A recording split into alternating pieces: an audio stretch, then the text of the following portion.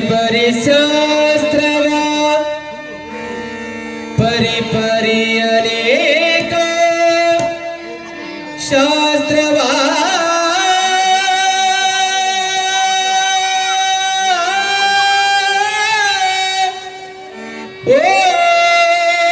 ಓದಿದರೇನು ಪರಿ ಅನೇಕ ಶಾಸ್ತ್ರವಾನೋದಿದರೇನು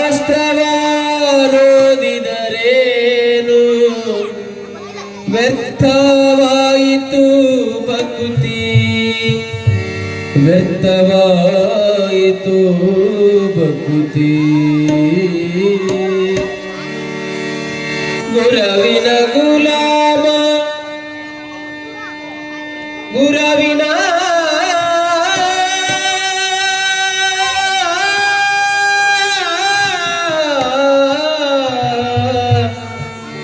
ಗುರವಿನ ಗುಲಾಮ ಗುರವಿನ ಗುಲಾಮನಾಗುವ ತನಕ ದೊರೆಯದಣ್ಣ ಮುಕುತಿ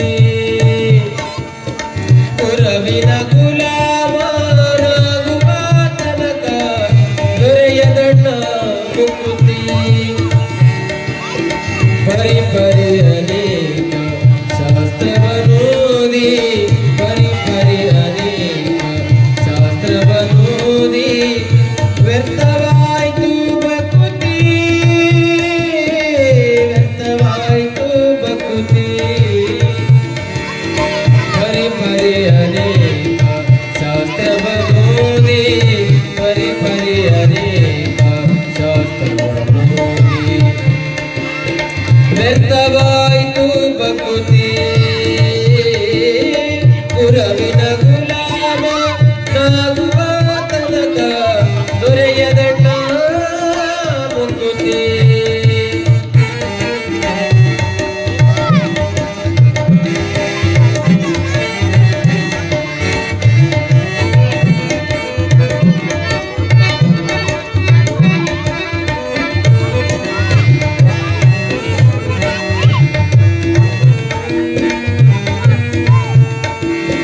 ಗುರವಿನ ಗುಲಾಮನಾಗುವ ತನಕ ದೊರೆಯದಣ್ಣ ಮುಕುತಿ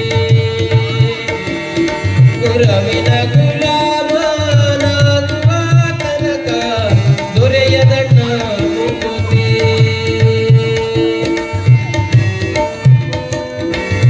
ಆರು ಶಾಸ್ತ್ರವನೋದಿದರೇನು ನೂರಾರು ಪುರಾಣವ ಮುಗಿಸಿದರೇನು ಆರು ಶಾಸ್ತ್ರವ ಓದಿದರೇನು ನೂರಾರು ಪುರಾಣವ ಮುಗಿಸಿದರೇನು ಸಾರ ಸಜ್ಜನರ ಸಂಗಮ ಮಾಡಿದರೇನು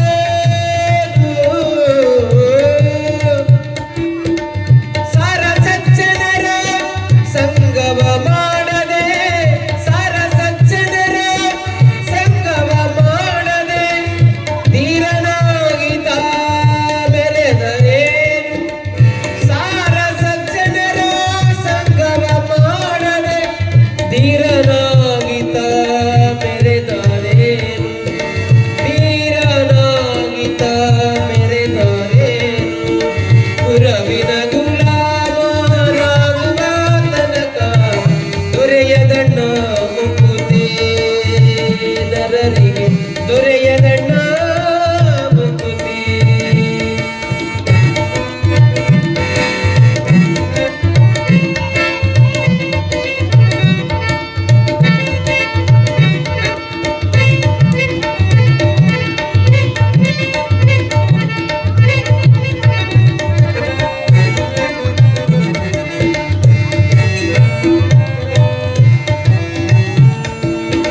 ಕೊರಳೊಳು ಮಾಲೆಯ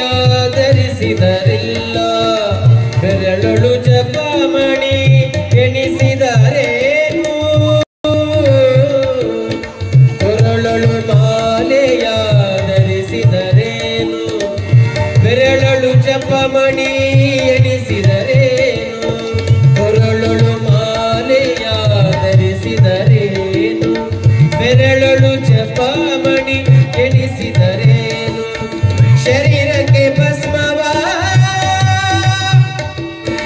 ಧರಿಸಿದರೇನು ಧರಿಸಿದರೇನು ಶರೀರಕ್ಕೆ ಭಸ್ಮವ ಧರಿಸಿದರೇನು ಶರೀರಕ್ಕೆ ಭಸ್ಮವ ಧರಿಸಿದರೇನು ಮರುಳನಂತೆ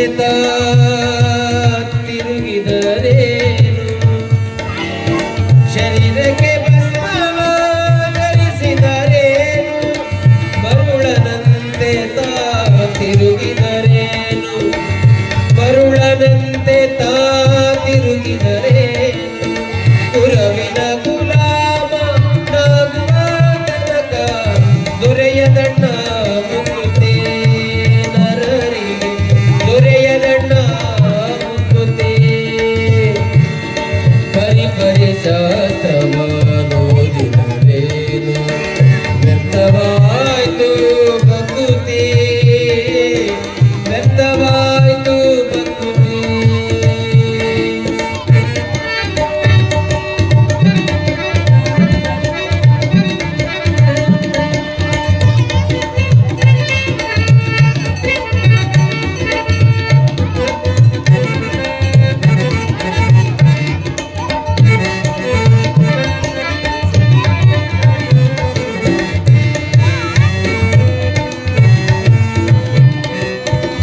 ನಾರಿಯ ಭೋಗ ಅಳಿಸಿದರೇನು ಶರೀರಕ್ಕೆ ಸುಖವನ್ನು ಬಿಡಿಸಿದರೇನು ನಾರಿಯ ಭೋಗ ಅಳಿಸಿದರೇನು ಶರೀರಕ್ಕೆ ಸುಖವನ್ನು ಬಿಡಿಸಿದರೇನು ನಾರದ ವರದ ಶ್ರೀ ಪುರಂದರ ವಿಠಲನ ನಾರದ ವರದ ಶ್ರೀ ಪುರಂದರ ವಿಠಲನ ಸೇರಿಕೊಂಡು ಪಡೆಯುವ ತನಕ ನಾರದ ವರದ ಶ್ರೀ ಪುರಂದರ ವಿಠಲನ ಸೇರಿಕೊಂಡು ಪಡೆಯುವ ತನಕ ಸೇರಿ ಮುಕ್ತಿಯ ಪಡೆಯುವ ತನಕ ಕುರವಿನ ಗುಲಾಮನಾಗುವ ತನಕ ದೊರೆಯದಣ್ಣ ಮುಕುತಿ ನರರಿಗೆ ದೊರೆಯದಣ್ಣ ಮುಕುತಿ ಪರಿ ಶಾಸ್ತ್ರವನೋದಿದರೇನು ವ್ಯರ್ಥವಾಯ್ತು ಭಕುತಿ ಕುರವಿನ ಗುಲಾಮ ಗುಲಾಮನಾಗುವ ತನಕ ದೊರೆಯದಣ್ಣ ಮುಕುತಿ ಜೈ ಮಂಗಲಂ ಜೈ ನಮಃ ಪಾರ್ವತಿ ಪದೇ ಶಿವರ ರಮಾದೇವ.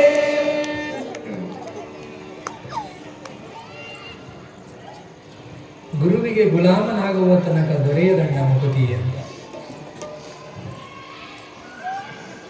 ಒಂದಿಷ್ಟು ಸದ್ಗುರು ಅಂತ ನಮ್ಮ ಮನಸ್ಸಿಗೆ ಅನಿಸಿದವರಿಗೆ ಒಂದಿಷ್ಟು ತಲೆಬಾಗುವಂತಹ ಪ್ರಯತ್ನವನ್ನು ಮಾಡಬೇಕು. ಶ್ರೀ ಗುರು ಸದ್ಗುರು ಸಿಗುವುದು ಬಹು ದುರ್ಲಭ, ಸಿಕ್ಕರೆ ನಿನಗದು ಬಹುಲಾಭ ಅಂತ.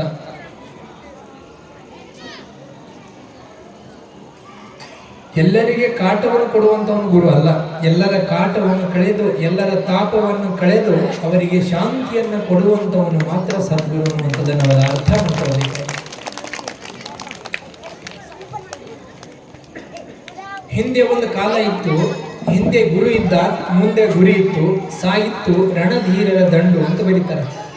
ಹಿಂದೆ ಒಂದು ಕಾಲ ಇತ್ತು, ಹಿಂದೆ ಗುರು ಇದ್ದ, ಮುಂದೆ ಒಂದು ಗುರಿ ಇತ್ತು, ಸಾಗಿತ್ತು ರಣಧೀರರ ದಂಡು.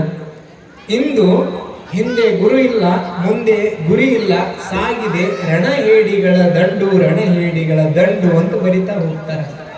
ಇವತ್ತು ಜೀವನದಲ್ಲಿ ಗುರಿ ಏನನ್ನುವಂಥದ್ದೇ ಗೊತ್ತಿಲ್ಲ ನಮಗೆ. ಗುರು ಅಂತೂ ಮೊದಲೇ ಬೇಡ ಆಗಿಬಿಟ್ಟಾರೆ. ಇನ್ನು ನಾವು ಯಾವಾಗ ಮುಕ್ತಿ ಕಡೆ ಹೋಗೋದಕ್ಕೆ ಸಾಧ್ಯ? ಈಗ ಶ್ರೀ ಗುರು ಸಿಗೋರು ಬಹಳ ದುರ್ಲಭ ಆಗಿಬಿಟ್ಟಾರೆ ಈಗ. ಅರ್ಥ ಆಗುತ್ತ ನನ್ನ ಭಾಷೆ?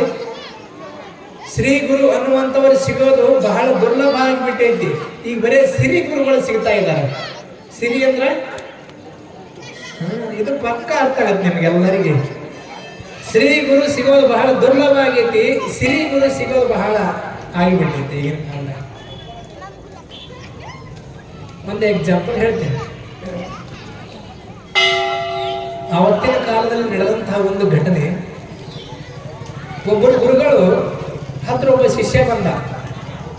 ಗುರುಗಳ ನಾವು ನಿಮ್ಮ ಸೇವೆ ಮಾಡ್ಕೊಂಡು ಇರ್ಬೇಕಂತ ಮಾಡಿಲ್ರಿ ಅಂತ ತಿಳ್ಕೊಂಡು ಕೇಳಿದ.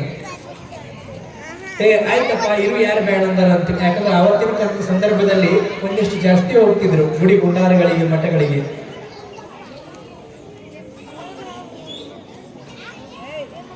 ಗುರುಗಳ ಹತ್ರ ಬಂದು ಕೇಳ್ಕೊಂಡ, ನಾನು ನಿಮ್ಮ ಸೇವೆ ಮಾಡ್ಬೇಕಂತ ಮಾಡಿ, ನಿಮ್ಮ ಇಲ್ಲೇ ಆಶ್ರಮದಲ್ಲಿ ಇದ್ದುಕೊಂಡು ನಾನು ಒಂದಿಷ್ಟು ವಿದ್ಯೆಯನ್ನು ಕಲಿಬೇಕಂತ ಮಾಡೀನ್ರಿ ಗುರುಗಳ. ಆಯ್ತು ಇರಪ್ಪ, ಯಾರು ಬೇಡ ಅಂತಾರ ಅಂತ ತಿಳ್ಕೊಂಡು ಗುರುಗಳು ಹೇಳಿದ್ರು. ಒಂದಿನ ನೋಡಿದ್ರು, 2 ದಿನ ನೋಡಿದ್ರು, 3 ದಿನ ನೋಡಿದ್ರು. ಹೂ ಮಾ ಹೇ ಇದನ್ನು ಕರೆಕ್ಟ್ ಮಾಡ್ತಿದ್ದ ಆತ. ಉಣ್ಣೋದು, ಮಲಗೋದು, ಇದನ್ನು ಕರೆಕ್ಟ್ ಮಾಡ್ತಿದ್ದ. ಅದನ್ನ ಬಿಟ್ಟು ಬೇರೆ ಏನು ಮಾಡ್ತಿದ್ದಲ್ಲ. ಗುರುಗಳು ಅಂದ್ರು ಇವು ಎಂತ ಕಟ್ಟಿ ಬಿದ್ದು ಅಂದ್ರೆ ಅವ್ರು ಗುರುಗಳು ಇದನ್ನು ಕರೆಕ್ಟ್ ಮಾಡ್ತಾನೆ, ಉಳಿದೇನು ಮಾಡೋವಲ್ಲ. ಅವಾಗ ಅಂದ್ರೆ ಒಂದಿನ ಗುರುಗಳ ಕರೆದು ಹೇಳಿದ್ರಂತ, ಹಿಂಗೆ ಮಾಡಿದ್ರೆ ಹೆಂಗೆ ಗೊತ್ತಮ್ಮ, ಆಶ್ರಮದ ಮೇಲೆ ಬೆಳಿಗ್ಗೆ ಜಲ್ದಿ ಹೇಳಬೇಕು, ಒಂದಿಷ್ಟು ಕಸ ಹೊಡಿಬೇಕು, ಒಂದಿಷ್ಟು ನೀರು ಇಡಬೇಕು, ನೀರು ಹೊಡಿಬೇಕು, ಬಂದಂಥವ್ರಿಗೆ ಒಂದಿಷ್ಟು ಬರ್ರಿ ಕುತ್ಕೊಳ್ರಿ ಅಂತ ಹೇಳಬೇಕು ಅಂತ ತಿಳ್ಕೊಂಡು ಗುರುಗಳು ಹೇಳಿದಾಗ ಅವ ಅಂತ ಗುರುಗಳ ಬಾವಿಗೆ ನೀರು ತರಕ್ಕೆ ಹೋದಾಗ ಕಾಲು ಜಾರಿ ಏನಾರ ಬಿದ್ದರೆ ಸತ್ನಿ ಅಂದ್ರೆ ನಿಮಗೆ ಕೆಟ್ಟ ಹೆಸರು ಬರ್ತೀರಿ, ಅದಕ್ಕೆ ಬ್ಯಾಡ್ರಿ ಆಯ್ತು ಬಿಡಪ್ಪ ಅಂದ್ರೆ ಗುರುಗಳು. ಅದು ಹೋಗಿ ಬಿಡು, ಅಲ್ಲಿ ಹೋಗಿ ಹೂವಿನ ತೋಟ ಐತಿ, ಹೂವಿನ ತೋಟಕ್ಕೆ ಹೂವರ ತೆಗೆದುಕೊಂಬ ಅಂದ್ರು ಗುರುಗಳ. ನಾನೇನಾದ್ರೂ ಹೂವಿನ ತೋಟಕ್ಕೆ ಹೋದಾಗ ಹೂವು ಎತ್ತುವಂತ ಸಂದರ್ಭದಾಗ ಹಾವು ಇಟ್ಕೊಂಡು ಸತ್ನಿ ಅಂದ್ರೆ ನಿಮಗೆ ಕೆಟ್ಟ ಹೆಸರು ಬರ್ತೀರಿ, ಬ್ಯಾಡ್ರಿ ಅನ್ನವ. ಗುರುಗಳು ಹಣಿ ಬಡ್ಕೊಂಡ್ರಿ, ಅಂತ ಗಂಟು ಬಿದ್ದಪ್ಪ ಈಗ ಪುಣ್ಯಾತ್ಮ ಅಂತ. ಹೀಗೆ ಏನ್ ಹೇಳಿದ್ರು ಅಂತ ನೀವು ಹೇಳ್ತಿದ್ದ ಆತ. ನೀರು ತಗೊಂಬ ಅಂದ್ರೆ ಕಾಲ್ ಜಾರಿ ಬಿದ್ದು ಸತ್ನಿ ಅಂದ್ರೆ ನಿಮಗೆ ಕೆಟ್ಟ ಹೆಸರು ಬರುತ್ತಾ?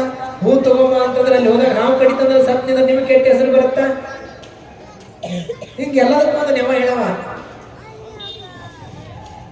ಒಂದಿನ ಯಾರೋ ಭಿನ್ನಕ್ಕೆ ಕರೆಯಕ್ ಬಂದ್ರಂತ. ಭಿನ್ನಕ್ಕೆ ಗೊತ್ತೈತ, ಊಟಕ್ಕೆ ಕರೆಯಕ್ ಬಂದ್ರಂತ ಗುರುಗಳಿಗೆ. ಮುಂದ ಕುಂತಿದ್ದ ಹೊರಗೆ, ಮಠದ ಹೊರಗೆ. ನಾನು ಬರ್ತೀನಿ ಅಂತಂದ. ಗುರುಗಳಿಗೆ ಒಮ್ಮೆ ಗಾಬರಿ ಆಯ್ತು.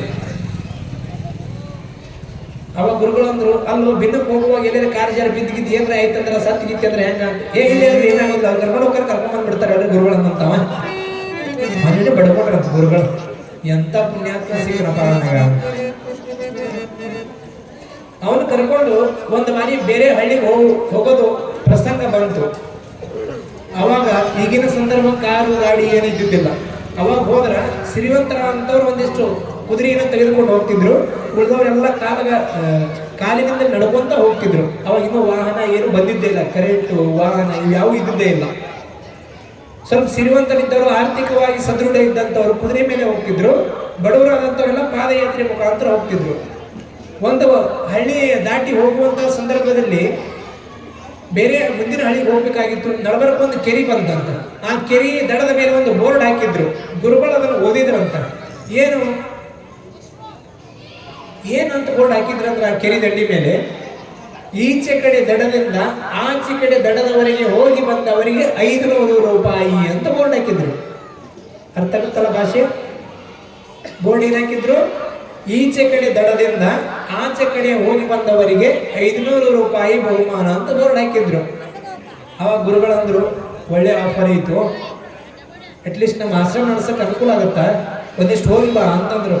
ಗುರುಗಳ ನನಗ ಪಕ್ಕ ಈಜು ಬರೋದಲ್ಲ, ತಪ್ಪಿ ನಾ ಈಜು ಹೊಡಕ್ ಹೋಗಿ ಏನು ಹುಡುಗಿ ಏನು ಹೆಚ್ಚಕ ಮಾಡ್ಕೊಂಡು ನಿಮಗೆ ಕೆಟ್ಟ ಹೆಸರು ಬರುತ್ತಾ, ನೀವೂ ಹೋಗ್ರಿ ಅಂತಂದ. ಯಾರು? ಶಿಷ್ಯ. ಅವಾಗ ಗುರುಗಳಂದ್ರು, ನಿರ್ವಹಿಲ್ಲ ಪಾಪ ಗುರುಗಳಿಗೆ ಆಶ್ರಮ ನಡೆಸ್ಬೇಕಾಗೈತಿ. ಆಯ್ತು ಬಿಡು, ನನ್ನ ಕರ್ಮ ಅಂತ ತಿಳ್ಕೊಂಡು ಪಾಪ ಎಲ್ಲ ಜೋಳಿಗೆಲ್ಲ ಅಲ್ಲಿ ಕೆರೆ ದಂಡಿ ಮೇಲೆ ತೆಗೆದಿಟ್ಟು ಈಜು ಹೊಡ್ಕೊಂತು ಹೋಗುವಾಗ ಹೇಳಿದ್ರಂತ, ನೋಡ್ತಮ್ಮ ನನಗೆ ವಯಸ್ಸು ಭಾಳ ಆಗ್ಯಾವ, ನನಗೇನಾದ್ರೂ ಒಂದು ಸ್ವಲ್ಪ ದಮ್ ಹತ್ತಿತ್ತಂದ್ರೆ ನೀವು ಒಂದು ಸ್ವಲ್ಪ ಹೆಂಗಾರ ಮಾಡಿ ಒಂದು ಸ್ವಲ್ಪ ಏನಾದರೂ ಹಗ್ಗ ಬಡಿಗಿಡಿ ಹೋಗಿ ಜೊಕೋಬಕ್ಕೆ ಕಡೆ ಅಂತ. ನೀವು ನಾನು ಚಿಂತೆ ಪಡ್ರಿ ಅನ್ನವ. ಅವನ ಮ್ಯಾಗ ಹೋಗ್ಬಿಟ್ಟು ಗುರುಗಳು ಜಿಲ್ದು ಬಿಟ್ಟಿರೋದು ಕೆರೆಯಾಗ. ಪಾಪ 70-80 ವಯಸ್ಸಿನ ಗುರುಗಳು ಹಾಂಗೆ ಹಿಂಗೆ ಮಾಡಿ ಅಲ್ಲಿ ಮಾಡಿ ದಂಡಿಗೆ ಹೋಗಿ ಮುಟ್ಟಿ ಅರ್ಧಕ್ಕೆ ಬಂದ್ರು ಪೂರ್ತಿ ದಮ್ ಹತ್ತು ಬಿಡ್ತು. ವಯಸ್ಸಾಗೈತಿ ಪಾಪ.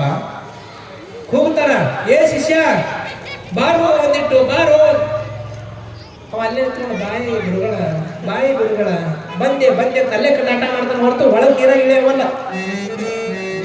ಪಾಪ ಗುರುಗಳು ದಮ್ ಹತ್ತಿ ಅವಕ್ ಅಂತೇಳಿ ನೀರು ಕುಡಿದು ಒಂದಿಷ್ಟು ನೀರು ಕುಡಿದು ಪಾಪ ಹಾಂಗಿ ಮಾಡಿ ಬಿದ್ನ್ಯೋ ಸತ್ನ್ಯೋ ಎದ್ನ್ಯೋ ಅಂತ ತಿಳ್ಕೊಂಡು ಹಾಂಗಿ ಮಾಡಿ ದಂಡಿಗೆ ಬಂದು ಎಂತ ಅಡಗುಟ್ಟು ಗಿರಾಕಿ ಹೋಮರೇ ನೀನು ನಿನ್ನ ಹಚ್ಕೊಂಡ್ರೆ ಯಾವತ್ತಾರ ಸಾಯಿ ಹೊಡೆದು ಹೋಗಂತಂದ್ರ ಅಂತ ಅವ್ರು ಗುರುಗಳ ನಾನು ಬರ್ತಿದ್ದೆ. ಯಾಕೆ ಬರ್ಲಿಲ್ಲ ಅಂದ್ರ ಇದೇನು ಬೋರ್ಡ್ ಹಾಕ್ಯಾರಲ್ಲ, ಬೋರ್ಡ್ ಈಚೆ ಕಡೆದ ಮಾತ್ರ ನೀವು ಓದಿರಿ, ಆಚೆ ಕಡೆ ನಾವು ಓದಿದ್ದೆ ಅದಕ್ಕೆ ಬರ್ಲಿಲ್ಲ ಅಂತ ನಮ್ಮ ಶಿಷ್ಯ. ಏನ್ ಹಾಕ್ಯಾರ ಆಚೆ ಕಡೆ ಬೋರ್ಡ್ ಅಂತ ಕೇಳಿದಾಗ ಅವಾಗ ಶಿಷ್ಯ ಅಂತ ಈಚೆ ಕಡೆ ಏನ್ ಹಾಕಿದ್ರಿ ಗುರುಗಳ ಬೋರ್ಡ್ ಅಂತ ಕೇಳಿದ. ಈ ದಡದಿಂದ ಆ ದಡದವರೆಗೆ ಈಜಿ ಬಂದವರಿಗೆ 500 ರೂಪಾಯಿ ಬೋರ್ಡ್ ಹಾಕಿತ್ತು. ಮತ್ತು ಅದಕ್ಕೆ ನೀವು ಅದನ್ನ ಓದಿ ಆ ಕಡೆ ಜಿಗಿದು ಈಜೋದಕ್ಕೆ ಹೋದ್ರಿ. ನಾನು ಸ್ವಲ್ಪ ಅಚ್ಚಿ ಕಡೆ ಏನ್ ಬರ್ದಾರ ಅಂತ ನೋಡಿದೆ. ಅಲ್ಲಿ ಒಂದು ಬರೆದಿತ್ತು. ಏನಂತ ಬರೆದಿತ್ತು ಅಂದ್ರ, ಇಲ್ಲಿ ಯಾರಾದ್ರೂ ಬಿದ್ದು ಸತ್ತವರಿಗೆ ಹೆಣ ತೆಗೆದವರಿಗೆ 1000 ರೂಪಾಯಿ ಅಂತ ಬರ್ದಿದ್ರು ಗುರುಗಳು. ಅಪ್ಪಿತಪ್ಪಿ ನೀವೇನಾದ್ರೂ ಸತ್ತೀರ ಅಂತ ನೀವು ಹೆಣ ತೆಗೆದ್ರೆ 1000 ಕೊಡ್ಕೋಬೇಕಂತ ನಾನು ಕುಂತೇನ್ರಿ. ಅದಕ್ಕೆ ಬರ್ಲಿಲ್ಲ ಅಂತಂದವ. ಹಾಗೆ ಬಡ್ಕೋಬೇಕಾಗಿದೆ. ನಾವು ಏನು ಮಾಡ್ತೀರಿ? ಇಂಥ ಅಡ್ಡಮುಟ್ಟು ಶಿಷ್ಯರಿದ್ರ ಗುರುಗಳ ಪರಿಸ್ಥಿತಿ ಏನು ಕೆಟ್ಟಾಗಿತ್ತು ಅಂದ್ರೆ ಗುರುಗಳನ್ನು ಕೊಂದು ಅವ್ರು ಹೆಣ ತೆಗೆದು 1000 ರೂಪಾಯಿ ಹೊಡ್ಕೋಬೇಕು ಅಂತ ಇವನು ಹಣೆ ಬರ. ಏನು ಮಾಡ್ತೀರಿ? ಇಂಥ ಅಡ್ಡಮುಟ್ಟ ಗುರುಗಳು ಶಿಷ್ಯ ಇದ್ರ ಮುಗಿದೋದ್ ಕತ್ತಿ. ಗುರುನ ಕತ್ತಿನೂ ಮುಗೀತು, ಆಶ್ರಮ ಕತ್ತಿನೂ ಮುಗೀತು. ಅಲ್ಲೇ ಹಣೆಯನ್ನು ಬಡ್ಕೋಬೇಕು.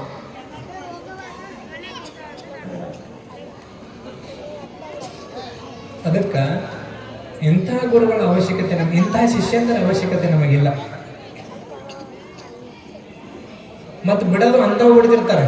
ಎಲ್ಲರ ಆಶ್ರಮಕ್ಕೆ, ಎಲ್ಲರ ಗುಡಿ ಗುಂಡಾರಕ್ಕೆ ಚಲೋ ಬಿಡ್ತಾರ ಅಂದ್ರೆ ಯಾರ ಜನ ನಾಳೆ ಬೆಳಿಗ್ಗೆ ಸತ್ತು ಹೋಗ್ಬೇಕು ಅಂತ ಆಕಳ ಬಿಡ್ತಾರ. ದೇವಸ್ಥಾನಕ್ಕೆ ಹಿಂಗೆ ದುಡಿದ್ರೆ ಆಫ್ ಅಂತ ಕತ್ತರಿಸಿ ಬಿಡ್ಬೇಕಲ್ಲ ಅಂತ ಆಕಳ ಬಿಡ್ತಾರ. ಮತ್ತ ಹೋಳಿಗೆ ರೊಟ್ಟಿ ಚಪಾತಿ ಎಂತ ಹಾಕಿರ್ತಾರೆ ಅಂತ ಮಾಡಿರಿ. ಅವು ಹಸಿ ಬಿಸಿ ಬೆಂದಿರ್ಬೇಕು ಅಥವಾ ಹೊತ್ತಿರ್ಬೇಕು. ಅದೇನೋ ಒಂದು ಮಾತಿಲ್ಲ, ಹರಕ್ ನೋಟು ಗುರುದಕ್ಷಿಣೆ, ಗರಿಗರಿ ನೋಟು ವರದಕ್ಷಿಣೆ ಅಂತ ಒಂದು ಮಾತೈತಿ. ಗೊತ್ತೈತಿ ನಿಮಗೂ? ಹರಕ್ ನೋಟು ಗುರುದಕ್ಷಿಣೆ ಯಾವ ನೋಟ್ ಹರಿದೈತಿ ಬರ್ತಾನೆ ಇಡು ಸ್ವಾಮಿ ಹೋಗಿ ದೇವಸ್ಥಾನಕ್ಕೆ ಹಾಕಿ ಕೊಡ್ತಿಡು.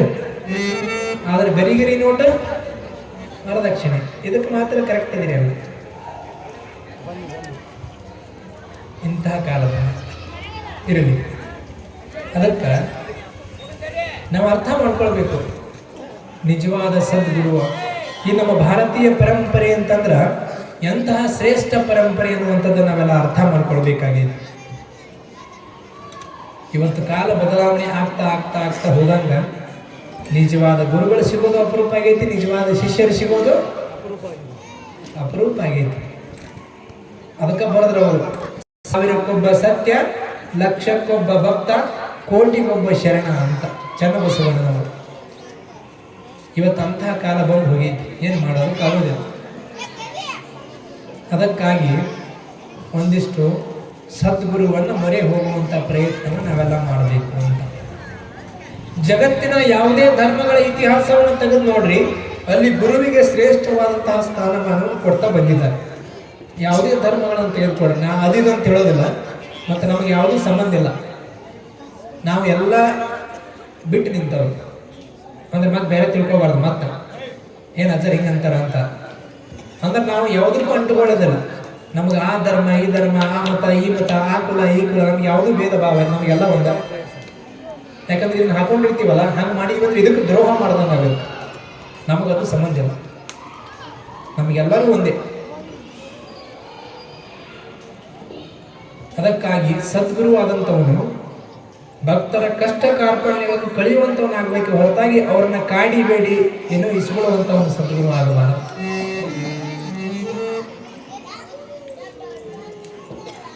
ತಮಗೆಲ್ಲರಿಗೂ ಬಹುಶಃ ಅನೇಕ ಇತಿಹಾಸ ಗೊತ್ತಿರಬಹುದು ನಿಮ್ಗೆ. ಇಲ್ಲೇ ಮರಿಸ್ವಾಮಿಗಳು ಅಂತಾಗಿ ಹೋದ್ರು ಬಳ್ಳಾರಿ ಜಿಲ್ಲೆಯಲ್ಲಿ. ಎಂತಹ ಅದ್ಭುತ ಅವರ ಶಿಷ್ಯ ಸಕರಿ ಕರಡಿಪುರವರು ಅಂತ ಆಗಿದ್ರು. ಎಂತಹ ಅದ್ಭುತ ಗುರು ಶಿಷ್ಯರು. ಇಡೀ ನಮ್ಮ ಬಳ್ಳಾರಿ ಭಾಗದಲ್ಲೇ ಮೊಟ್ಟ ಮೊದಲು ಶಿಕ್ಷಣದ ಕ್ರಾಂತಿಯನ್ನು ಕೈದಂತಹ ಮಹಾಪುರುಷರು ಅಂತಂದ್ರೆ ಆ ಸಕರಿ ಕರಡಿಪುರವರು ಮರಿಸ್ವಾಮಿಗಳು ಅನ್ನುವಂಥದ್ದನ್ನು ನಾವೆಲ್ಲ ಅರ್ಥ ಮಾಡ್ಕೊಂಡು ಇವತ್ತು ಅಂಥವ್ರು ಅಂದ್ರೆ ಯಾರು ನಮ್ಗೆ ಗೊತ್ತೇ ಇಲ್ಲ. ನಮ್ಮ ಕರ್ಮ ಏನು ಮಾಡೋದಕ್ಕಾಗಲ್ಲ. ಕಳಸದ ಗುರು ಗೋವಿಂದ ಭಟ್ಟರಂತಹ ಗುರುಗಳು ಇದ್ರ ಶಿಷ್ಯ ಶರೀಫ್ ಸಾಹೇಬ್ ಅಂತ ಅದ್ಭುತ ಶಿಷ್ಯ. ಎಷ್ಟು ಅದ್ಭುತ ಗುರು ಶಿಷ್ಯ ಸಂಬಂಧ. ಸ್ವಾಮಿ ವಿವೇಕಾನಂದರಂತಹ ಶಿಷ್ಯರು ರಾಮಕೃಷ್ಣ ಪರಮಹಂಸರಂತಹ ಗುರುಗಳು.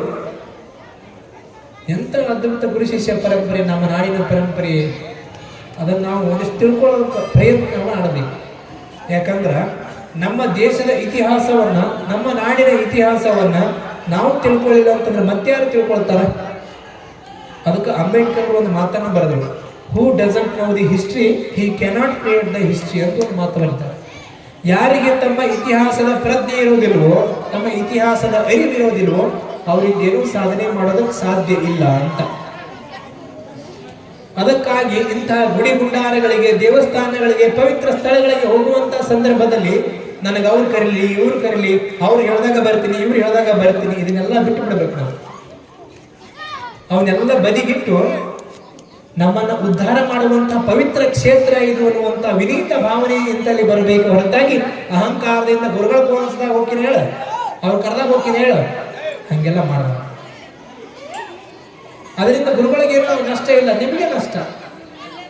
ಗುರುಗಳಿಗೆ ನಷ್ಟ ಆಗುತ್ತೆ, ಏನು ನಷ್ಟ ಆಗುತ್ತೆ? ನಾವು ನಮ್ಮನ್ನು ನಾವು ಉದ್ಧಾರ ಮಾಡ್ಕೊಳ್ಬೇಕಾಗಿದ್ರೆ ನಾವು ಹೋಗಬೇಕು, ತಲೆ ಬಾಗಬೇಕು ಅಂತ. ಅದಕ್ಕಾಗಿ ಇಂತಹ ಆಧ್ಯಾತ್ಮದ ಶ್ರೇಷ್ಠವಾದಂತಹ ಗುರು ಶಿಷ್ಯ ಪರಂಪರೆಯನ್ನು ಹೊಂದಿರುವಂತಹ ಪುಣ್ಯ ಭೂಮಿ, ಶ್ರೇಷ್ಠ ನಾಡು ಅಂತಂದ್ರೆ ನಮ್ಮ ಭಾರತ ಅನ್ನುವಂಥದ್ದನ್ನು ಯಾವತ್ತಿಗೂ ಮರಿಬಾರದು ಅಂತ. ಯಾವ ರೀತಿಯಾಗಿ ಗುರುಗಳಿದ್ರು, ಯಾವ ರೀತಿಯಾಗಿ ಶಿಷ್ಯರಿದ್ರು ನಮ್ಮ ಭಾರತೀಯ ಸನಾತನ ಪರಂಪರೆಯಲ್ಲಿ. ಒಂದು ಬಾರಿ ಕಳಸದ ಗುರು ಗೋವಿಂದ ಭಟ್ಟರು ಶಿಷ್ಯರನ್ನೆಲ್ಲ ಕರ್ಕೊಂಡು ಹೋಗ್ತಾ ಇದ್ರು. ಕರ್ಕೊಂಡು ಹೋಗುವಂತಹ ಸಂದರ್ಭದಲ್ಲಿ ಒಂದು ಬೇಲಿ ಬಂತು. ಬೇಲಿ ಅಂದ್ರೆ ನೀವು ಕಂಟಿ ಅಂತ ಹಚ್ತೀರಲ್ಲ, ಹೊಲದ ಬದಿಲಿಗೆ ಕಂಟಿ ಹಚ್ಚಿದ್ರು. ಕಳಸದ ಗುರುಗಳು ಗೋವಿಂದ ಭಟ್ರು ಅದನ್ನು ದಾಟಿ ಆಚೆ ಕಡೆ ಹೋಗಿ ತಮ್ಮ ಕಾಲುಗಳಲ್ಲಿರುವಂಥ ಪಾದರಕ್ಷೆಯನ್ನು ಈ ಕಡೆ ಹೋಗಿದ್ರು. ಹಾಕೊಂಡು ಬರ್ರಿಪ್ಪ, ಬೇಗ ದಾಟಿ ಬರ್ರಿ, ಮುಂದೆ ಹೋಗ್ಬೇಕಾಗೈತಿ, ಪೂಜೆಗೆ ಲೇಟ್ ಆಗೈತಿ ಅಂತ ತಿಳ್ಕೊಂಡು. ಅವಾಗ ಉಳಿದೆಲ್ಲ ಶಿಷ್ಯರು ಅಂದ್ರು, ಗುರುಗಳು ಮೆಟ್ಟಿರುವಂಥ ಪಾದರಕ್ಷೆಗಳನ್ನು ನಾವೇನು ಮೆಟ್ಟದ್ರಿ, ಪಾಪ ಹತ್ತ ಬೇಡ ಬೇಡ ಅಂತ. ಯಾರೂ ಮುಂದೆ ಬರಲಿಲ್ಲ. ಅಲ್ಲೇ ಇರುವಂತಹ ಶರೀಫ್ ಏನ್ ಮಾಡಿದ, ಒಂದು ಕ್ಷಣ ಯೋಚನೆ ಮಾಡಿದ, ನಿನ್ನ ಆಜ್ಞೆ ಗುರುವೆ ಅಂತ ತಿಳ್ಕೊಂಡು ಬೇಗನೆ ಮೆಟ್ಟಿದವನೇ ಅದನ್ನು ದಾಟಿ ಆಚೆ ಕಡೆ ಹೋಗ್ಬಿಟ್ನಂತ. ಯಾರು? ಶರೀಫರು, ಸಂತ ಶಿಶುನಾಳದ ಶರೀಫರು ದಾಟಿ ಹೋಗ್ಬಿಟ್ಟು ಉಳಿದ ಎಲ್ಲ ಶಿಷ್ಯರು ಬೈಯೋದ ಪ್ರಾರಂಭ ಮಾಡಿದ್ರು ಅಂತ. ಎಂತ ಪಾಪಿ ಇದೀವ ನೀನು, ಗುರು ಮೆಟ್ಟಿರುವಂತ ಪಾದರಕ್ಷೆಗಳನ್ನು ಮೆಟ್ಟಿದೆಲ್ಲ, ಪರಮ ಪಾಪಿ ಇದೀನಿ ನೀನು ಅಂತ ತಿಳ್ಕೊಂಡು ಬೈದಾಗ ಗುರುಗಳಂದ್ರಂತ, ಆತ ಕೇವಲ ಗುರುಗಳು ಮೆಟ್ಟಿರುವಂತ ಪಾದರಕ್ಷೆಗಳನ್ನ ಮೆಟ್ಟ್ಯಾನ, ಆದ್ರೆ ನೀವು ಗುರುಗಳ ನಾಲಿಗೆನೆ ಮೆಟ್ಟಿದಿರಲ್ಲ. ಗುರುಗಳೇ ಹೇಳಿದ್ರು ಸ್ವತಃ ಅವನ್ನ ಹಾಕೊಂಡು ದಾಟಿ ಬರ್ರಿ ಅಂತ ತಿಳ್ಕೊಂಡು ಗುರುಗಳೇ ಹೇಳಿದ್ರು ಸಹಿತ ನೀವು ಬರ್ಲಿಲ್ಲ. ಅವ ಬರೀ ಪಾದರಕ್ಷೆಯನ್ನು ಮೆಟ್ಟ್ಯಾನ, ಆದ್ರೆ ನೀವೆಲ್ಲ ನನ್ನ ನಾಲಿಗೆನ ತುಳಿದ್ರಿಲ್ಲ ಪುಣ್ಯಾತ್ಮರೇ. ಕೊನೆಗೆ ಗಟ್ಟಿಯಾಗಿ ಉಳಿಯುವಂತ ನೀನೇ ಒಬ್ಬರೇ ಶಿಷ್ಯ ಶರೀಫ ಅಂತ ತಿಳ್ಕೊಂಡು ತಲೆ ಮೇಲೆ ಕೈ ಇಟ್ರು ಅಂತ. ಇದನ್ನ ಅರ್ಥ ಮಾಡ್ಕೊಳ್ಬೇಕು. ಅವ್ರ ಭಾಷೆ ಸ್ವಲ್ಪ ಕಡಕೈತಿ. ಕೊನೆಯವರು ನೆಲೆಯಲ್ಲೇ ಶಿಷ್ಯ ಉಳಿಯವ ಕೊನೆಗೆ ಗಟ್ಟಿಯಾಗಿ ಅಂತ ತಿಳ್ಕೊಂಡು ಸ್ವಲ್ಪ ಲೇ ಏನಾದ್ರು ಭಾಳ ಬಳಸ್ತಿದ್ರು ಅವರು, ತಲೆ ಮೇಲೆ ಕೈ ಇಟ್ರು ಅಂತ. ಇಂಥ ಗುರು ಶಿಷ್ಯ ಪರಂಪರೆ ಎಲ್ಲಿ ಕಾಣ್ತೀವಿ ನಾವು? ರಾಮಕೃಷ್ಣ ಪರಮಹಂಸರ ಕೊನೆಯ ಸಂದರ್ಭದಲ್ಲಿ ಒಂದು 5 ಕ್ಷಣ ಹಿಂಗ ದಿವ್ಯ ದೃಷ್ಟಿಯಿಂದ ನೋಡಿದ್ರು. ಯಾರನ್ನ? ಸ್ವಾಮಿ ವಿವೇಕಾನಂದರನ್ನು ಹಿಂಗ ನೋಡಿದ್ರು ಅಂತ. ಒಂದು ಕ್ಷಣ ನೋಡಿದಾಗ ಒಂದು 5 ನಿಮಿಷ ಶಿಷ್ಯರನ್ನ ದಿಟ್ಟಿಸಿ ನೋಡಿ ಗುರುಗಳು ಮತ್ತೆ ಹೇಳಿದ್ರು ಅಂತ. ಏನ್ ಹೇಳಿದ್ರು? ನನ್ನೊಳಗಿರುವಂತ ಶಕ್ತಿ ಎಲ್ಲ ಹೋಯ್ತಪ್ಪ, ಎಲ್ಲ ನಿನಗೆ ಬಂದು ಬಿಡುತ್ತು ಅಂತ. ಇದ್ಯಾಂಗ್ರಿ ಜನ ಹಂಗೆ ಶಕ್ತಿ ಬರುತ್ತೀರಿ ಅವರಿಗೆ ಅಂತ ಬಹಳ ಮಂದಿ ಪ್ರಶ್ನೆ ಬರಬಹುದು. ಇದಕ್ಕೆ ಅತೀಂದ್ರಿಯ ಶಕ್ತಿಗಳು ಅಂತ ಕರೀತಾರೆ. ಇದು ಮಹಾತ್ಮರಿಗೆ ಮಾತ್ರ ಸಾಧ್ಯ. ತಮ್ಮೊಳಗಿರುವಂತಹ ಶಕ್ತಿಯನ್ನ ಇನ್ನೊಬ್ಬರಿಗೆ ಟ್ರಾನ್ಸ್ಫರ್ ಮಾಡುವಂತ ಶಕ್ತಿ ಅದು ಕೇವಲ ಮಹಾತ್ಮರಿಗೆ ಮಾತ್ರ ಸಾಧ್ಯ ಅಂತ. ಹಿಂಗೆ ಹೇಳಿದ್ರೆ ನಿಮ್ಗೆ ಅರ್ಥ ಆಗೋದಿಲ್ಲ. ನಿಮ್ಮ ಭಾಷೆಯೊಳಗೆ ಹೇಳಿದ್ರೆ ಆಗ ಮಾತ್ರ ನಿಮ್ಗೆ ಅರ್ಥ ಆಗತ್ತ.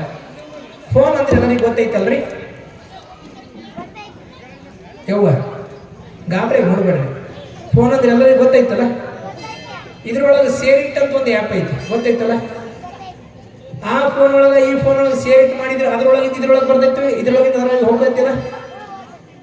ಮತ್ತು ಅದೇ ಹೆಂಗೆ ಹೋಯ್ತ್ರಿ, ಕಣ್ಣಿಗೆ ಕಾಣಲಿಲ್ಲ ಅದೇ ಹೆಂಗೆ ಹೋಯ್ತ್ರಿ ಅಂತಂದ್ರೆ ಅನ್ನೋದಕ್ಕೆ ಬರುತ್ತಾನ, ಅರ್ಥ ಆಗುತ್ತಲ್ಲ.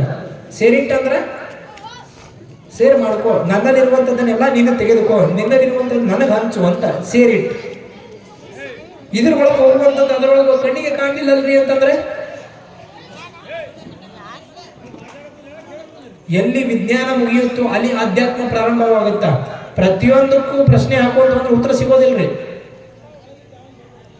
ಹೊಟ್ಟೆ ಹಸ್ದಾಗ ಊಟ ಮಾಡ್ಬೇಕು, ಓಕೆ. ಹೊಟ್ಟೆ ಯಾಕೆ ಹಸಿತೈತೆ ಅಂದ್ರೆ ಏನು ಉತ್ತರ ಹೇಳ್ಬೇಕು? ಸೂರ್ಯ ಈ ದಿಕ್ಕನ ಉದಯಿಸ್ತಾನ, ಓಕೆ. ಯಾಕೆ ಉದಯಿಸ್ತಾನ ಅಂದ್ರೆ ಏನು ಹೇಳ್ಬೇಕು? ಯಾವನೋ ಗುರುಗಳ ಹತ್ರ ಹೋದಂತ, ಕೆಟ್ಟ ಮಾಡಿದ್ದವ ಗುರುಗಳ ಹತ್ರ ಹೋದಂತ. ಗುರುಗಳ ಹತ್ರ ಹೋಗಿ ಕಡ್ಡಿ ಕೊರೆದು ಒಂದು ದೀಪ ಮೇಣದ ಬತ್ತಿ ಹಚ್ಚಿ, ಗುರುಗಳ ಈ ದೀಪ ಎಲ್ಲಿಂದ ಬಂತ್ರಿ ಅಂತ ಕೇಳಿದಂತ. ಏನ್ ಕೇಳಿದ? ದೀಪ ಎಲ್ಲಿಂದ ಬಂತು ಅಂತ. ಕಡ್ಡಿ ಪೆಟ್ಟಿಗೆಗಳಿಂದ ಬಂತು ಅಂದ್ರೆ ಗುರುಗಳು. ಅದಕ್ಕೆ ಅದರೊಳಗೆ ಕಡ್ಡಿ ಪೆಟ್ಟಿಗೆಗಳಿಗೆ ಇರೋದಕ್ಕಿಂತ ಮುಂಚೆ ಎಲ್ಲಿಂದ ಬಂತ್ರಿ ಅಂತ ಕೇಳಿದವ. ಗೊತ್ತಾಯ್ತು ಗುರುಗಳು, ಇದು ಗಿರಾಕಿ ಡೇಂಜರ್ ಐತಿದು, ಇದು ತಲೆ ತಿನ್ನೋದೈತಿದು ಅಂತ ತಿಳ್ಕೊಂಡು ಉಫ್ ಅಂತ ಊದಿ ಇದು ಎಲ್ಲಿ ಹೋಯ್ತಲ್ಲ ಅಲ್ಲಿಂದ ಬಂದೈತೆ ನೋಡು ಅಂದ್ರಂತ ಸುಮ್ಮನೆ ಮುಚ್ಕೊಂಡು ಹೊಳೆ ಹೋಗ್ಬಿಟ್ಟಿದಂತ ಅವ. ಯಾಕಂದ್ರೆ ಎಲ್ಲಿ ಹೋಯ್ತಂದ್ರೆ ಏನು ಉತ್ತರ ಹೇಳೋಣ?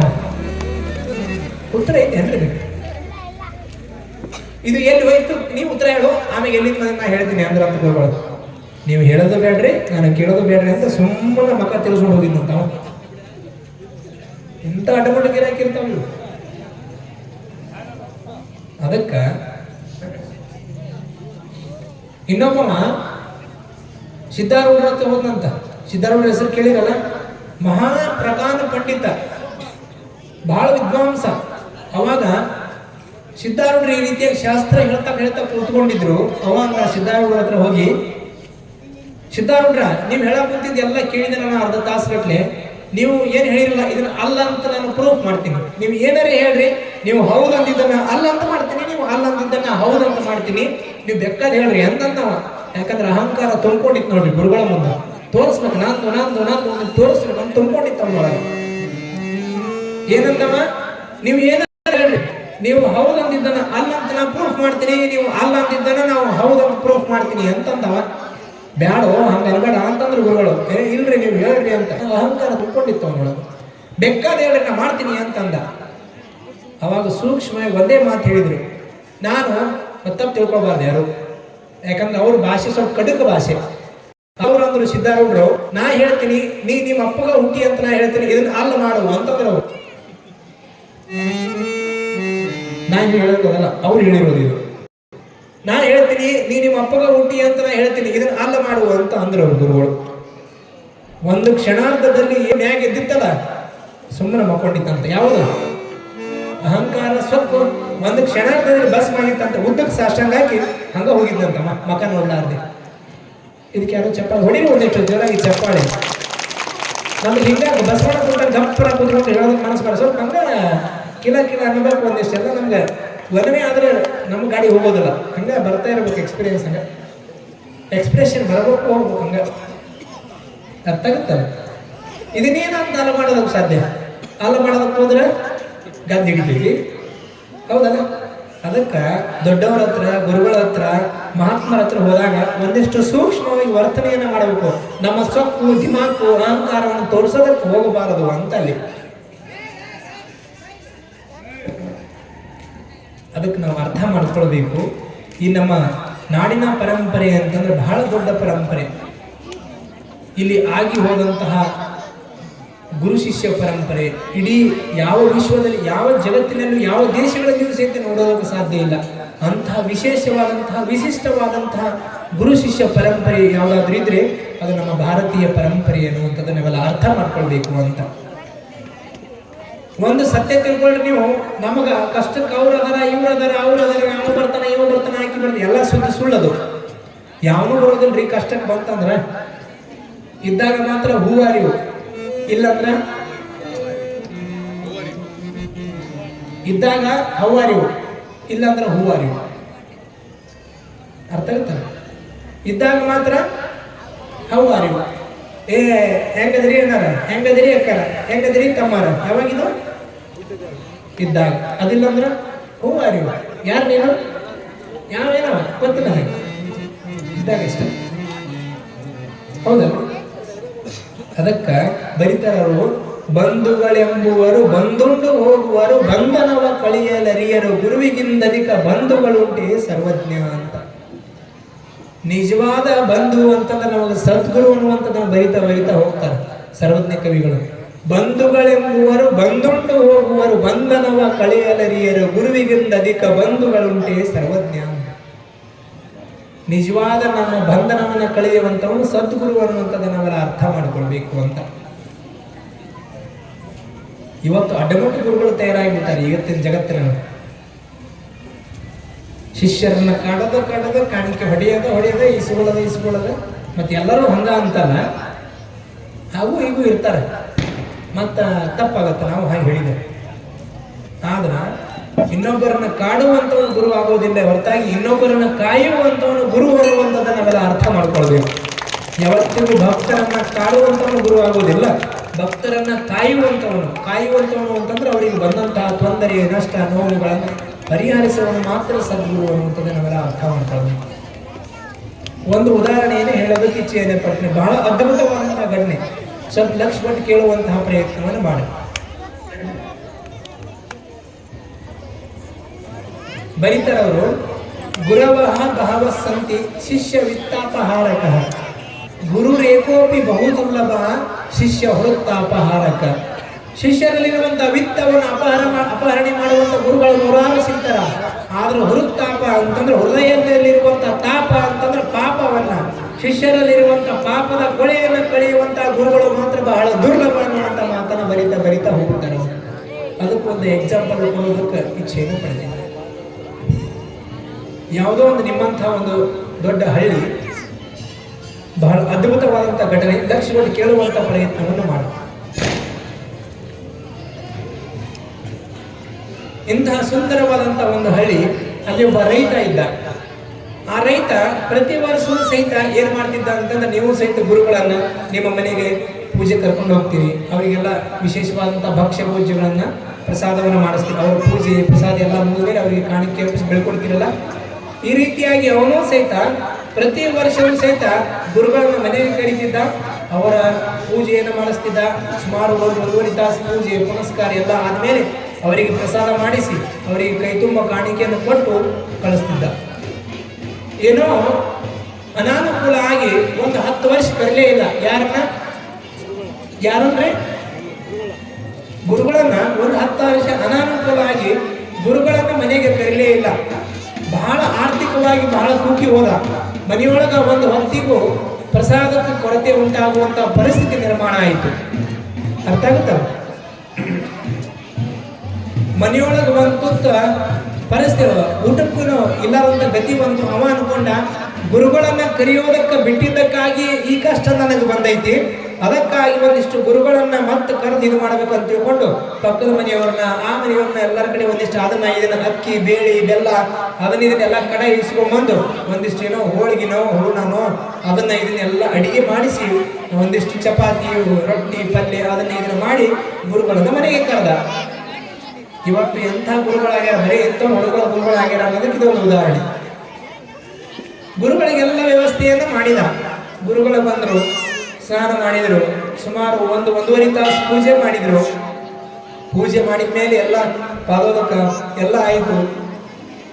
ಕೊನೆಗೆ ಪ್ರಸಾದದ ತಟ್ಟೆಯಲ್ಲಿ ಇಟ್ಕೊಂಡು ಕುತ್ಕೊಂಡ್ರು ಗುರುಗಳು. ಬಂದ ಯಾವ ರೈತ ಪ್ರತಿ ವರ್ಷ ಕರೀತಿದ್ದ ಆತ ಬಂದ. ಏನೇನು ಅಡಿಗೆ ಮಾಡಿದ್ರು ಮನೆಗೆ, ಮೊದಲು ಅನ್ನ, ಸ್ವಲ್ಪ ಅನ್ನ, ಆಮೇಲೆ ರೊಟ್ಟಿ ಚಪಾತಿ ಪಲ್ಯ ಸ್ವೀಟು ಎಲ್ಲ ಸ್ವಲ್ಪ. ಮೊದಲು ಪರಂಪರೆ ಅಂತಂದ್ರೆ ಎಲ್ಲ ಒಂದೊಂದು ತುತ್ತು ಎಡಿ ಮಾಡ್ತಾರೆ ಮೊದಲು ತಟ್ಟೆ. ಅವನ್ನೆಲ್ಲ ಎಡಿ ಮಾಡಿ ಸಾಷ್ಟಾಂಗ ಹಾಕಿದ. ಅವಾಗ ಗುರುಗಳು ಕೇಳಿದ್ರು ಅವನ್ನ, ಅಲ್ಲಪ್ಪ ಮತ್ತೆ ಪ್ರತಿ ವರ್ಷ ಅವನ್ನ ಕರಿತಿದ್ದೆ, 10 ವರ್ಷ ಕರೆದೇ ಇಲ್ಲ ಯಾಕ ಅಂತ. ಪ್ರಶ್ನೆ ಅರ್ಥ ಆಗತ್ತಲ್ರಿ? ಪ್ರಶ್ನೆ ಅರ್ಥ ಆಗತ್ತಲ್ಲ? ಪ್ರತಿ ವರ್ಷ ಸಹಿತ ನಮ್ಮನ್ನ ಪೂಜೆಗೆ ಕರಿತಾ ಇದ್ದಿ, ಒಂದು 10 ವರ್ಷ ಆಯ್ತು ಕರೆದೇ ಇಲ್ಲ ಯಾಕ ಅಂತ ತಿಳ್ಕೊಂಡು ಕೇಳಿದಾಗ ಅವ ಅಂದ, ಗುರುಗಳ ಸ್ವಲ್ಪ ಅನಾನುಕೂಲ ಆಗಿಬಿಟ್ಟಿತ್ತು ಮನೆಯೊಳಗ, ಬಹಳ ಕಷ್ಟ ಬಂದ್ಬಿಟ್ಟೈತ್ರಿ, ಆರ್ಥಿಕವಾಗಿ ಬಹಳ ಕುಗ್ಗಿ ಹೋಗ್ಬಿಟ್ಟಿದ್ದೀನಿ. ಇವತ್ತು ನಿಮಗೆ ಏನಾದರೂ ಸ್ವಲ್ಪ ಪ್ರಸಾದ ಮಾಡಿಸ್ಬೇಕಾದ್ರೆ ಎಲ್ಲ ಕಡ ತೊಗೊಂಡು ಬ್ಯಾಳಿ ಬೆಲ್ಲ ಹಾಕಿ ಅದನ್ನ ಎಲ್ಲ ತೊಗೊಂಡ್ಬಂದು ಉದುರಿಸ್ಕೊಂಡು ಒಂದು ಅಡಿಗೆ ಮಾಡಿಸೀನಿ. ಆ ಕಷ್ಟ ಬಹಳ ಆಗೈತಿ, ಆ ಕಷ್ಟ ಪರಿಹಾರ ಆಗುತ್ತೇನೋ ಅಂತ ತಿಳ್ಕೊಂಡು ಮತ್ತೆ ನಿಮ್ಮನ್ನ ಇಲ್ಲಿ ಪ್ರಸಾದಕ್ಕೆ ಕರೆದಿನಿ ಅಂತ ತಿಳ್ಕೊಂಡು ಅವ ಹೇಳಿದಾಗ ಗುರುಗಳು ಅಂದ್ರು, ಹೌದಪ್ಪ, ನಮ್ಮನ್ನ 10 ವರ್ಷ ಬಿಟ್ಟು ನಾವು ಪ್ರತಿ ವರ್ಷ ಬಂದಾಗ ಏನೇನು ಕೊಡ್ತಿದ್ದೀವಿ ನಮಗ ಅಂತ ಕೇಳಿದ್ರು ಗುರುಗಳು. ಅವಾಗ ಅವ ಶಿಷ್ಯ ಅಂದ, ಏನಿಲ್ರಿ ಗುರುಗಳ, ಪ್ರತಿ ವರ್ಷ ಬಂದಾಗ 1 ಚೀಲ ಅಕ್ಕಿ, 1 ಚೀಲ ಜೋಳ, ಒಂದು 10,001 ರೂಪಾಯಿ ಕಾಣಿಕೆ ಇಡ್ತಿದ್ದೆ ಅಂತಂದವ. ಮತ್ತೆ ಕರಿಲಾರಿ ಎಷ್ಟು ವರ್ಷ ಆಯ್ತು? 10 ವರ್ಷ ಆಯ್ತ್ರಿ. ಹಂಗಂದ್ರೆ ನಮ್ಗೆಲ್ಲ 10 ವರ್ಷದ ಒಮ್ಮೆ ಕೊಡ್ತೀವಿ ಅಂದ್ರೆ ನಾವು ಪ್ರಸಾದ ಮಾಡ್ತೀವಿ ಅಂದ್ರೆ ಮಾಡೋದಿಲ್ಲ ಅಂತ ಕುತ್ಕೊಂಡು ಗುರುಗಳು. ಅರ್ಥ ಆಗುತ್ತಲ್ಲ? 10 ವರ್ಷದ್ದು ಎಲ್ಲ ಕೊಡ್ತೀವಿ ಅಂದ್ರೆ ನಾವು ಕುತ್ಕೊಂತೀವಿ ಇಲ್ಲಂದ್ರೆ ಕುಂದ್ರೋದಿಲ್ಲ ಅಂತ ಹೇಳಿದ್ರು. ಹಂಗ ನಬೇಡಪ್ಪ ಯಪ್ಪ, ಬಹಳ ತ್ರಾಸಾಗೈತಿ, ಬಹಳ ಕಷ್ಟ ಬಂದೈತಿ, ಮನೆಯೊಳಗೆ ಬಹಳ ಆರ್ಥಿಕವಾಗಿ ಬಹಳ ಕುಗ್ಗಿ ಹೋಗಿನಿ, ಬಹಳ ಕಷ್ಟ ಬಂದೈತಿ, ಹಾಗೆಲ್ಲ ಅನ್ಬೇಡ, ಪ್ರಸಾದ ಮಾಡೋ ಇದ್ದಿದ್ದಿನ ಸ್ವಲ್ಪ ಪ್ರಸಾದ ಮಾಡೋ ಅಂತಂದ್ರೆ ಕೇಳಿಲ್ಲ ಅವ್ರು ಗುರುಗಳು. ಅಂದ್ರೆ ಏನೇನಾಯ್ತು? 1 ಚೀಲ ಅಂತಂದ್ರೆ 10 ಚೀಲ ಅಕ್ಕಿ, 10 ಚೀಲ ಜೋಳ, ವರ್ಷಕ್ಕೆ 10,001 ರೂಪಾಯಿ ಅಂದ್ರೆ 10 ವರ್ಷಕ್ಕೆ 1 ಲಕ್ಷ ರೂಪಾಯಿ. ಇಷ್ಟೆಲ್ಲ ಕೊಟ್ಟರೆ ಪ್ರಸಾದ ಮಾಡ್ತೀವಿ, ಇಲ್ಲಂದ್ರೆ ಮಾಡೋದಿಲ್ಲ ಅಂದ್ರೆ ಗುರುಗಳು. ಅವ ಬೇಡ್ಕೊಂಡ, ಹಂಗೆ ಅನ್ಬೇಡಪ್ಪ, ಭಾಳ ಕಷ್ಟ ಆಗೈತಿ, ಅಷ್ಟ ಎಲ್ಲಿಂದ ತಂದು ಕೊಡ್ಲಿ, ನನಗೆ ಮನೆಯೊಳಗೆ ಭಾಳ ಆರ್ಥಿಕವಾಗಿ ಭಾಳ ತೊಂದರೆ ಆಗೈತಿ, ಹಂಗೆ ಅನ್ಬೇಡ ಅಂತ ತಿಳ್ಕೊಂಡು ಏನೇನು ಪರಿಪರಿಯಾಗಿ ಬೇಡ್ಕೊಂಡ ರೈತ. ಅವೇನು ಕರಗಲಿಲ್ಲ, ಗುರು ಏನು ಕರಗಲಿಲ್ಲ. ಅವಾಗ ಇವನು ಮಾವ ಅಳೋದು ಕರೆಯೋದು ನೋಡಿ ಪಾಪ ಹೊಸದಾಗಿ ಮನೆಗೆ ಸಸಿ ಬಂದಿದ್ದು, ಮಗ ಮದುವೆ ಮಾಡ್ಕೊಂಡಿದ್ದ. ಇದನ್ನೆಲ್ಲ ನೋಡಿ ಅಕ್ಕಿ ಅಂದ, ಮಾವರ ಸ್ವಲ್ಪ ನೀವು ಈ ಕಡೆ ಹೊರಗಡೆ ಬರೀ ನಾನು ಗುರುಗಳಿಗೆ ಪ್ರಸಾದ ಮಾಡಿಸ್ತೀನಿ ಅಂತ ಸಸಿ ಕರೆದು. ಅವಾಗ ಅವ ಮಾವ ಅಂದ, ಯವ್ವ ನಿನಗೆ ಪುಣ್ಯ ಬರುತ್ತಾ, ಏನಾರ ಮಾಡಿ ಪ್ರಸಾದ ಮಾಡಿಸ್, ಗುರುಗಳಿಗೆ ಪುಣ್ಯ ಬರುತ್ತಾ ಅಂತಂದ. ಅವಾಗ ಮಾವ ಹೊರಗಡೆ ಬಂದ, ಇವಳು ಹೋದ್ಲು ಪೂಜಾ ಕೂಲಿಯಾಗ. ಅವಾಗ ಹೇಳಿದ್ದು, ಗುರುಗಳ ನೀವು 10 ಚೀಲ ಅಂದಿರಲ್ಲ, 10 ಚೀಲ ಅಲ್ಲ, 12 ಚೀಲ ಅಕ್ಕಿ ಕೊಡ್ತೀನಿ, 12 ಚೀಲ ಜೋಳ ಕೊಡ್ತೀನಿ, 1 ಲಕ್ಷ ರೂಪಾಯಿ ಅಲ್ಲ, ಇನ್ನೂ 1 ಲಕ್ಷ ರೂಪಾಯಿ, 2 ಲಕ್ಷ ಜಾಸ್ತಿ ಕೊಡ್ತೀನಿ, 2 ಲಕ್ಷ ರೂಪಾಯಿ ಕೊಡ್ತೀನಿ, ನಮ್ಮದು ಒಂದು ಕಂಡೀಷನ್ ಐತಿ ಅಂದವಳು. ಏನು ಕಂಡೀಷನ್ ಅಂತ ಕೇಳಿದ್ರು ಗುರುಗಳು. ಅವಾಗ ಅವಳು ಅಂದವು, ನೋಡ್ರಿ ಮತ್ತ ನೀವು ಪ್ರತಿ ವರ್ಷ ಏನೇನು ಪ್ರಸಾದ ಮಾಡ್ತಿದ್ರಿ ಅಂತ, 1-2 ರೊಟ್ಟಿ, 2 ಚಪಾತಿ, 2 ಹೋಳಿಗೆ, 2 ಚಮಚೆ ಅನ್ನ, 2 ಚಮಚೆ ಸಾಂಬಾರು ಮಾಡ್ತಿದ್ರಿ ಅಂತ. ಮತ್ತದು 10 ವರ್ಷಕ್ಕೆ ಎಷ್ಟಾಗತ್ರಿ? 20 ಚಪಾತಿ, 20 ರೊಟ್ಟಿ, 20 ಚಮಚೆ ಅನ್ನ, 20 ಹೋಳಿಗೆ, 20 ಚಮಚೆ ಸಾಂಬಾರು ಎಲ್ಲ ಉಂಟು ಬಿಡ್ರಿ, ಮತ್ತೆ ಎಲ್ಲ ನಿಮ್ದು ಏನಂತೀರಿ ನೀವೆಲ್ಲ ಕೊಟ್ಟು ಬಿಡ್ತೀವಿ ಅಂತ ಅಂದಕ್ಕೆ. ಅವ ಅಂದ, ಸ್ವಾಮಿ ಗದ್ದಕ್ಕೆ ಬಿತ್ತಪ್ಪೋ ಇದು ಅಂದವ, ಗದ್ದಕ್ಕೆ ಬಿತ್ತಿದ್ವು ಅಂದವ. ಅಟ್ಟೆ ನಮ್ಮನಾಗತ್ರಿ? ಆಗತ್ತಾನೆ ಯಾವ್ದಾಗ್ರಿ? ಭಾಳ ಉಂಡಾನಂದ್ರೆ 1 ತುತ್ತು ಜಾಸ್ತಿ ಉಂಡಾನು, 1 ಚಪಾತಿ ಬಿತ್ತು 2 ಚಪಾತಿ ಜಾಸ್ತಿ ಉಂಡಾನು. ಯಾವ್ದಾರ 20 ಚಪಾತಿ 20 ರೊಟ್ಟಿ ಉಣೋದಕ್ಕೆ ಸಾಧ್ಯನಾ? ಹೊತ್ಕೊಂಡು ಹೋಗ್ಬೇಕಂದ್ರೆ 4 ಮಂದಿ ಹೆಗಲ ಮ್ಯಾಗ ಹೊತ್ಕೊಂಡು ಕೊನೆ. ಅವ ಅಂದ, ಸ್ವಾಮಿ ಯವ್ವ ಸುಮ್ಮನೆ ಏಟ್ ಎಡಿ ಮಾಡ್ತೀವಿ ಅಷ್ಟು ಎಡಿ ಮಾಡು, ಸುಮ್ಮನೆ ಉಂಡು ಹೋಗ್ತೀನಿ ಅಂದಮ್ಮ. ಆಕೆ ಅಂತ ಮನಸ್ಸಿನಾಗ ಬಂದೇನ ದಾರಿ ಅಂದಕ್ಕೆ, ಯಾಕಂದ್ರೆ ಡಿಗ್ರಿ ಮಾಡಿದ್ದಕ್ಕಿನ್ನು ಸಸಿ ಬಂದೇನ ದಾರಿಗೆ ಅಂದಕ್ಕೆ ಮನಸ್ಸಿನಾಗ. ಪಾಪ ಸುಮ್ಮನೆ ಒಕ್ಕ ಕೆಳಗೆ ಹಾಕೊಂಡು ಸುಮ್ಮನೆ ರೊಟ್ಟಿ ಚಪಾತಿ ಪಲ್ಯ ಎಲ್ಲ ಉಂಡ. ಸ್ವಾಮಿ ಇನ್ನೇನು ಹುಗ್ಗಿ ನೀಡಬೇಕಂತ ಮೊದಲವಳು ಪಾಪ ಗಂಡ ಅದ ಬಂಗಾರ ಉಂಗುರ ಹಾಕಿದ್ದ ಆಕಿಗೆ ಸಸಿಗೆ. ಇನ್ನೇನು ಈಗ ಸ್ವೀಟ್ ನೀಡುವಂಥ ಸಂದರ್ಭದ ಪಾಪ ಲೂಸ್ ಇತ್ತು, ತಟ್ ಅಂತ ತಿಳ್ಕೊಂಡು ಗುರುಗಳು ತಟ್ಟೆ ಒಳಗೆ ಕಳ್ಸ್ಕೊಂಡು ಬಿದ್ದು ಬಿಡ್ತು ನೋಡಿ ಬಂಗಾರ ಉಂಗುರ. ಯವ್ವ ಅಕ್ಕಿಯನ್ನು ಘಾತ ಆಯ್ತು ನೀವು ತಗೊಳ್ಬೋದು. ಅವ್ರು ಗುರುಗಳು ತಡಿಯಮ್ಮ ತಕ್ಕೊಬಾರ್ದಂಗಿಲ್ಲ, ನಮ್ಮ ತಟ್ಟೆ ಒಳಗೆ ಏನು ಬಿದಿರೋದಲ್ಲ ನಮ್ಮದ ಅಂತ ಅವರು ಗುರುಗಳು. ಅಕ್ಕಿಯೊಂದು ಇದ್ರ ಹೆಣೆ ಐತ್ರಿ, ನಾವು ಒಳ್ಳೆ ಬಂದೆಲ್ಲ ಇದು ಜಗಳ ಪರಿಹರಿಸಕ್ಕ ಅಂತಕ್ಕಿ ಬಂಗಾರ ಉಂಗ್ರಿ. ಯವ್ವ ಬಂಗಾರ ಅಂದ್ರೆ ಯಾರಿಗೆ ಇಷ್ಟ ಇಲ್ಲ? ನಿಮಗೆಲ್ಲ ಇಷ್ಟ ಅಲ್ರಿ? ಮಾತಾಡ್ರಿ ಒಂದಿಟ್ಟು, ನಾವೇನು ಕಸ್ಕೊಂಡು ಹೋಗೋದಿಲ್ಲ ನಿಮ್ದೇನು. ಹಾಂ ಪಾಪ ಹುಗ್ಗಿ ನೀಡಕ್ಕೆ ಹೋಗ್ಯಾಳ, ಕೈಯೊಳಗ ಉಂಗುರ ಲೂಸ್ ಇತ್ತು, ಆ ಹುಗ್ಗಿ ಒಳಗೆ ಬಿದ್ದು ಬಿಡ್ತು. ತಕ್ಕೋಬೇಕಂತ ತಕ್ಕೊಳ್ಳ ಗುರುಗಳು. ಯವ್ವ ಹಂಗೆಲ್ಲ ತಕ್ಕೊಳಕ್ ಬರೋದಿಲ್ಲ, ನಮ್ಮ ತಟ್ಟಿ ಒಳಗೆ ಏನು ಬರುತ್ತೆ ಎಲ್ಲ ನಮಗ ಅಂತ ಅಲ್ಲ ದಿನ ಬಾಡಿ ಅಂದಕ್ಕಿ ಮನಸ್ಸಾಗ. ಅವ ಗುರುಗಳು ಹಿಂಗೆ ಉಂಡಂಗೆ ಮಾಡಿ ಬಂಗಾರ ಉಂಗುರ ಹಿಂಗೆ ಸೈಡ್ ಇಟ್ಕೊಂಡ ಇಲ್ಲಿ. ಅಕ್ಕಿ ವಿಚಾರ ಮಾಡಿದ್ದು, ನಾನು ಒಳ್ಳೆ ಗಂಡ ಚಲೋ ಬಂಗಾರ ಉಂಗುರ ಹಾಕಿದ್ದೆ, ಸುಮ್ಮನೆ ಹೊರಗೆ ಕುತ್ಕೊಂಡಿದ್ದು ಬಂಗಾರ ಉಂಗುರ ಉಳಿತಿತ್ತು, ಹೆಂಗೆ ಮಾಡಿ ಅಂತ ವಿಚಾರ ಮಾಡಿದ್ದಕ್ಕಿ. ಡಿಗ್ರಿ ಓದಿದ್ದಕ್ಕಿನು ಮಾಡ್ತೀನಿ ತಡಿ ಅಂತ ತಿಳ್ಕೊಂಡು ವಿಚಾರ ಮಾಡಿ ಸ್ವೀಟ್ ಉಣ್ಣೋದು ಮುಗೀತು. ಅನ್ನ ತೊಗೊಂಡು ಬಂದು ಪಾಪ ಚೆನ್ನಾಗಿ ಅನ್ನ ನೀಡಿದ್ದು. ಸಾಂಬಾರ್ ತಗೊಂಡ್ ಬಂದು ಮತ್ತೆ ಅನ್ನ ನೀಡಿದ ಮೇಲೆ ಸಾಂಬಾರ್ ತಗೊಂಬರಕ್ ಹೋಗಿದ್ದು ಮಸ್ತ್ ಮದುವೆ ಆಗಿರ್ತಾವಲ್ಲ ದೊಡ್ಡ ಸೌಟ್ ದೇವಸ್ಥಾನದಾಗ ದೊಡ್ಡ ದೊಡ್ಡ ಸಾಂಬಾರ್ ಇಡ ಸೌಟ್ ತಂದು ದೊಡ್ಡ ಹಿಂಗೆ ಇಡೋ ಕೈ ಬಿಟ್ಟಿರ್ತಾವ. ಈಗ ಗುರುಗಳ ತಪ್ಪಾಯ್ತ್ರಿ ಕೈ ಜಾರಿ ಬಿಡ್ತೀನಿ ಅಂದ್ರೆ ಆ ಉಂಗರ ತಿಂದಿರಿ ಮತ್ತೆ ಈ ಚಮಚನ ಮುರ್ಕೊಂಡ್ ತಿಂದ್ರಿ ಗುರುಗಳ ಅಂದ್ರಕ್ಕೆ ಏನ್ರಿ ಯಾರ ಚಮಚ ಮುರ್ಕೊಂಡ್ ತಿನ್ನೋದಕ್ಕಾಗತ್ತಾನೆ? ಅವ್ರ ಗುರುಗಳು ಅಂದ್ರು ಇದು ನನಗಿನ ಅಡಗುಟ ಗಿರಾಕಿ ಐತಪ್ಪ ಇದು ಅಂತ ತಿಳ್ಕೊಂಡು ಯವ್ವ ನಿನ್ನ ಉಂಗರ ನಿನಗ ಇರ್ಲಿ ನಿನ್ನ ಚಮಚ ನಿನಗ ಇರ್ಲಿ ಅಂತ ತಿಳ್ಕೊಂಡು ಹೊಳ್ಳೆ ಕೊಟ್ಟು ಸುಮ್ಮನೆ 11 ರೂಪಾಯಿ ಇಸ್ಕೊಂಡು ಹೆಸರಿಲ್ಲಾರೆ ಹೇಳಿ ಹೆಸರೆಲ್ಲ ಹೋಗಿದ್ರಂತ ಗುರುಗಳು. ಹನ್ನೆರಡು ಬೆಳ್ಕೊಬೇಕಾಗಿ ಏನು ಮಾಡ್ತೀರಿ? ಇಂಥ ಗುರುಗಳಾದ್ರೆ ಏನು ಮಾಡೋದಕ್ಕಾಗೋದಿಲ್ಲ. ಅದಕ್ಕೆ ನಮಗಿಂತಹ ಗುರುಗಳ ಅವಶ್ಯಕತೆ ಇಲ್ಲ ಅನ್ನುವಂಥದ್ದನ್ನು ನಾವೆಲ್ಲ ಅರ್ಥ ಮಾಡ್ಕೊಳ್ಬೇಕು ಅಂತ ಇವತ್ತಿಂಥವ್ರ ಜಾಸ್ತಿ ಆಗ್ತಾ ಇದ್ದಾರೆ ಅಂದ್ರೆ ಅದಕ್ಕೆ ಕಾರಣ ನಾವು ಸಹಿತ ಕಾರಣವೇ. ಕಂಡದಕ್ಕೆಲ್ಲ ಕಾಯಿ ಬಿಟ್ಟು ಹಾಕಿ ಏನೇನೋ ಮಾಡ್ತಾ ಹೋದ್ರೆ ಅದು ಏನೇನೋ ಬರ್ದಕ್ಕೆ ಬಿಡ್ತಿದ್ದೆ. ಅದಕ್ಕಾಗಿ ಹೇಳಿದ್ನ ನಾನು ಮೊದಲೇ ಹೇಳಿದೆ, ಗುರು ಅಂತಂದ್ರೆ ಗುಕಾರ ಸ್ತುಂದಕಾರಸ್ಯ ರುಕಾರ ತನ್ನಿರೋಧ ಅಂಧಕಾರ ನಿರೋಧಿತ್ವ ಗುರು ನಿತ್ಯ ಬಿಯತಿ ಅಂತ. ಯಾರು ನಮ್ಮಲ್ಲಿರುವಂಥ ಮನಸ್ಸಿನ ಕಲ್ಮಶವನ್ನ ಕೊಳೆಯನ್ನು ನಾಶ ಮಾಡಿ ನಮ್ಮ ಬದುಕನ್ನ ಸಾರ್ಥಕತೆಯನ್ನಾಗಿ ಮಾಡುವಂಥ ಆಶೀರ್ವಾದವನ್ನು ಮಾಡ್ತಾನೋ, ನಮ್ಮಲ್ಲಿರುವಂಥ ಅಜ್ಞಾನವನ್ನು ಕಳಿತಾನೋ ಅವನೇ ನಿಜವಾದ ಸದ್ಗುರು ಸದ್ಗುರು ಸದ್ಗುರು ಅನ್ನುವಂಥದ್ದನ್ನು ಬರಿತಾ ಬರಿತಾ ಬರಿತಾ ಹೋಗ್ತಾರೆ. ಅದಕ್ಕಾಗಿಯೇ ತಿಳಿಸ್ತಾರೆ ಅವರು, ಗುರುರ್ ಬ್ರಹ್ಮ ಗುರುರ್ ವಿಷ್ಣು ಗುರುರ್ದೇವೋ ಮಹೇಶ್ವರ ಗುರುರ್ ಸಾಕ್ಷಾತ್ ಪರಬ್ರಹ್ಮ ಅಂತ. ಗುರು ಬ್ರಹ್ಮ ವಿಷ್ಣು ಮಹೇಶ್ವರನ ಸ್ವರೂಪನಾಗ್ತಾರಂತ ನಮ್ಮನ್ನು ಉದ್ಧಾರ ಮಾಡೋದಕ್ಕಾಗಿ. ಗುರು ವಿಷ್ಣು ಗುರು ಬ್ರಹ್ಮ ಗುರು ಮಹೇಶ್ವರ ಎಲ್ಲ ಆಗ್ತಾನಂತ. ಅದಕ್ಕೆ ಅಂತಹ ಸದ್ಗುರುವಿಗೆ ನಾವು ಮೊರೆ ಹೋದಾಗ ಮಾತ್ರ ನಮ್ಮ ಬದುಕು ಸಹಿತ ಒಂದಿಷ್ಟು ಸುಂದರವಾಗಲು ಸಾಧ್ಯ, ಪಾವನವಾಗಲು ಸಾಧ್ಯ ಅನ್ನುವಂಥದ್ದನ್ನು ನಾವು ಸಹಿತ ಅರ್ಥ ಮಾಡ್ಕೊಳ್ಬೇಕು ಅನ್ನುವಂಥದ್ದನ್ನು ಈ ಸಂದರ್ಭದೊಳಗೆ ತಿಳಿಸ್ತಾ, ಬಹುಶಃ ನಿಮಗೆ ಈಗ ನೀವು ಇಲ್ಲಿಂದ ಬಳ್ಳಾರಿಯಿಂದ ಬೆಂಗಳೂರಿಗೆ ಹೋಗಬೇಕಾದ್ರೆ ಎಷ್ಟೊತ್ತನ ಬೇಕ್ರಿ? 6 ತಾಸು 8 ತಾಸು ಫ್ಲೈಟಿಗೆ ಹೋದ್ರೆ ಫ್ಲೈಟ್ ಅದ ಅದು ಕ್ಯಾನ್ಸಲ್ ಆಗೈತಿತ್ತು ನಿಮ್ಮ ಬಳ್ಳಾರಿಗೆ, ಅದು ಕ್ಯಾನ್ಸಲ್ ಆಗಿ ಹೋಗೈತಿ, ಅದು ಬೇಡ. ಈಗ ಬಹುಶಃ 6 ತಾಸು ಅಂತ ಇಟ್ಕೊಳ್ರಿ. ಈಗ ಒಂದು ಇರುವೆ ಇಲ್ಲಿಂದ ಬೆಂಗಳೂರಿಗೆ ಹೋಗ್ಬೇಕಾಗೈತಿ, ಎಷ್ಟೊತ್ತು ಬೇಕ್ರಿ? ಒಂದು ಇರುವೆ ಬೆಂಗಳೂರಿಗೆ ಹೋಗ್ಬೇಕಾಗೈತಿ, ಎಷ್ಟೊತ್ತು ಬೇಕು? ಅದು ಹೋಗುತ್ತೋ ಇಲ್ಲೋ ಭಗವಂತಿಗೆ ಗೊತ್ತು. ಅದರ ಜನ್ಮ ಮುಗಿದು ಹೋಗ್ಬೋದು. ಯಾಕಂದ್ರೆ ಬೆಂಗಳೂರು ಇಲ್ಲೇ ಐತಾನೆ. ಇರುವೆ ಅಂದ್ರೆ ದೊಡ್ಡ ವಿಮಾನದಿಂದ ಕರ್ತದೆ. ಆದ್ರ ಅದೇ ಇರುವೆ ಯಾರು ಬೆಂಗಳೂರಿಗೆ ಹೋಗ್ತಿರ್ತಾರಲ್ಲ ಅವ್ರ ಪ್ಯಾಂಟ್ ಶರ್ಟ್ ಮ್ಯಾಗ ಹತ್ತಿ ಕುತ್ಕೊಂತಂದ್ರ ಅದೇ 6 ತಾಸೊಳಗ ಬೆಂಗಳೂರು ಮುಟ್ಟಿ ಬಿಡ್ತೈತಲ್ಲ.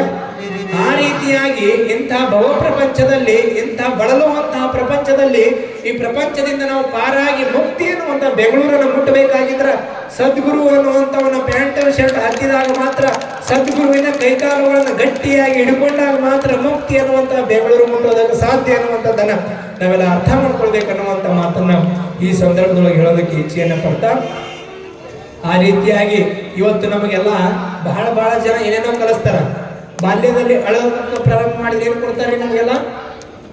ಸಣ್ಣ ಮಕ್ಕಳಿದ್ದಾಗ ಅಳೋದಕ್ಕೆ ಪ್ರಾರಂಭ ಮಾಡಿದ್ರೆ ಏನ್ ಕೊಡ್ತಾರೆ ನಮ್ಗೆ? ಈಗ ಹೋಗ್ಯಾರಿ ಗೊಂಬೆ ಕೊಡೋರೆಲ್ಲ ಹೋಗ್ಯಾರಿ, ಈಗೆಲ್ಲ ಮೊಬೈಲ್ ಕೊಡ್ತಾರ. ಆದ್ರೆ ಸಣ್ಣ ವಯಸ್ಸಿನಾಗ ಹಿಂದಿನ ಕಾಲದಲ್ಲಿ ಬಾಲ್ಯದಲ್ಲಿ ಅಳುವಂತ ಸಂದರ್ಭದಲ್ಲಿ ಮಕ್ಕಳ ಕೈಯಲ್ಲಿ ಹಣ್ಣು ಕೊಡ್ತಿದ್ರು. ಹಣ್ಣಂದ್ರೆ ಗೊತ್ತದವ. ಈಗೆಲ್ಲ ಮೊಬೈಲ್ ಕೊಡ್ತೀರಿ ಬಿಡು ನೀವು. ಈಗಂತೂ ಮಗು ತೊಟ್ಟಲದೊಳಗಿದ್ದ ಮಗು ಕಣ್ಣು ತೆಗಿಬೇಕಂದ್ರೆ ಮೊಬೈಲ್ ಹಿಡ್ಕೊಂಡ ಕಣ್ಣು ತೆಗಿತೀವಿ. ಅದು ಯಾಕಂದ್ರೆ ಹಂಗೆ ಮಾಡಿಬಿಟ್ಟಿವಿ ನಾವೆಲ್ಲರೂ ಕುಡ್ಕೊಂಡು. ಬಾಲ್ಯದಲ್ಲಿ ಮಗು ಇದ್ದಾಗ ಹಣ್ಣು ಕೊಡ್ತಿದ್ರು, ವಯಸ್ಸಿಗೆ ಬಂದ ಮೇಲೆ ಹೆಣ್ಣು ಕೊಡ್ತಿದ್ರು. ಬಾಲ್ಯದಲ್ಲಿ ಹಣ್ಣು ಕೊಡ್ತಿದ್ರು, ವಯಸ್ಸಿಗೆ ಬಂದ ಮೇಲೆ ಹೆಣ್ಣು ಕೊಡ್ತಿದ್ರು, ಕೊನೆಗೆ ಇದನ್ನು ಮಾತ್ರ ಕರೆಕ್ಟ್ ಹೇಳ್ತೀರಿ ನೋಡು. ಯಾಕಂದ್ರೆ ಸತ್ಯ ಗೊತ್ತೈತಿ, ಮಣ್ಣಿನಿಂದ ಬಂದೈತೆ ನಾವು ಕೊನೆಗೆ ಮಣ್ಣೇ ಸೇರ್ತೀವಿ ಅಂತ ಸತ್ಯ ಎಲ್ಲರಿಗೂ ಗೊತ್ತೈತಿ. ಆದ್ರೆ ಈ ನಮ್ಮ ಬದುಕನ್ನ ಬಂಗಾರದ ಬದುಕನ್ನಾಗಿ ಮಾಡಿ ನಮ್ಮ ಜೀವನವನ್ನ ಸ್ವರ್ಗವನ್ನಾಗಿ ಮಾಡುವಂತಹ ಶ್ರೇಷ್ಠವಾದ ವ್ಯಕ್ತಿ ಅಂತ ಆತ ಸದ್ಗುರು ಮಾತ್ರ ಅನ್ನುವಂಥದ್ದನ್ನ ನಾವೆಲ್ಲ ಅರ್ಥ ಮಾಡಿಕೊಂಡು ಅಂತಹ ಸದ್ಗುರುವಿಗೆ ತಲೆಬಾಗುವಂಥದ್ದನ್ನ ನಾವು ಉಳಿ ಮಾಡಿಕೊಳ್ಳೋಣ ಅನ್ನುವಂಥ ಮಾತನ್ನು ಹೇಳ್ತಾ, ಇವತ್ತು ನಮಗ ಭೌತಿಕವಾದಂತಹ ಜೀವನದಲ್ಲಿ ಹಣ್ಣು ಕೊಡೋರು ಸಿಗ್ತಾರ, ಹೆಣ್ಣು ಕೊಡೋರು ಸಿಗ್ತಾರ, ಕೊನೆಗೆ ಮಣ್ಣು ಕೊಡೋರು ಸಿಗ್ತಾರ. ಅವ್ರು ಯಾರು ಕೊಡಲಿಲ್ಲ ಅಂದ್ರ ರೆಡಿ ಇರ್ತಾರೆ. ಯಾರು? ಕಾರ್ಪೊರೇಷನ್ ಅವರು 4 ಮಂದಿ ಹೊತ್ಕೊಂಡು ಹೋಗೋರು ಅವರು ರೆಡಿ ಇರ್ತಾರೆ. ಅದಕ್ಕೆ ಇವತ್ತು ನಮ್ಮ ಬದುಕನ್ನು ಬಂಗಾರದ ಬದುಕನ್ನಾಗಿ ಮಾಡಿ ನಮ್ಮ ಬದುಕನ್ನು ಸರ್ವಾಂಗ ಸುಂದರವನ್ನಾಗಿ ಮಾಡುವಂಥ ವ್ಯಕ್ತಿ ಅಂತಂದ್ರೆ ಸದ್ಗುರು ಅನ್ನುವಂಥದ್ದು ನಾವೆಲ್ಲ ಅರ್ಥ ಮಾಡಿಕೊಂಡು ಅಂತಹ ಸದ್ಗುರುವಿಗೆ ತಲೆಬಾಗೋಣ ಅನ್ನುವಂಥ ಮಾತನ್ನ ಈ ಸಂದರ್ಭದಲ್ಲಿ ಹೇಳೋದಕ್ಕೆ ಇಚ್ಛೆಯನ್ನು ಪಡ್ತಾ, ಒಟ್ಟಾರೆಯಾಗಿ ಇವತ್ತಿನ ಪ್ರವಚನದ ಉದ್ದೇಶ ಇಷ್ಟೇ. ಇವತ್ತು ನಾವು ಏನು ಶ್ರೇಷ್ಠವಾದಂತಹ ಸದ್ಗುರುವನ್ನು ಕಂಡುಕೊಳ್ಳಬೇಕು.